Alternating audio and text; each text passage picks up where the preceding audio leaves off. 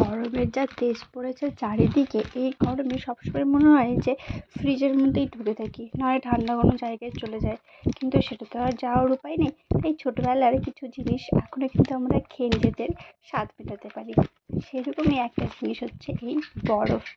আগের মতন বরফ কিন্তু এখন আর দেখা যায় না, কিন্তু এই বরফটা দেখে সেই ছোটবেলার বরফের কথা মনে পড়ে গেল। তাই এই বরফটা আমার দিদি কিনে রেখেছিল।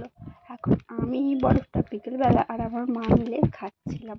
গরমের মধ্যে বরফটা খেয়ে সত্যি খুব একদম ঠান্ডার মনে হয় একটা শৈত্য প্রবাহ চলে গেল ভিতরে। তোমাদের কাদের কাদের এই বরফ খেতে ভালো লাগে অবশ্যই বলো।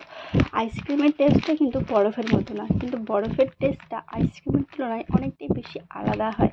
আমার কিন্তু আইসক্রিমের থেকে এই বরফ টাইপের আইসক্রিমগুলো খেতেই বেশি ভালো লাগে। তাই যখন এই বরফটা সামনে পেয়েছিলাম তখন কি আর ছাড়া যায়।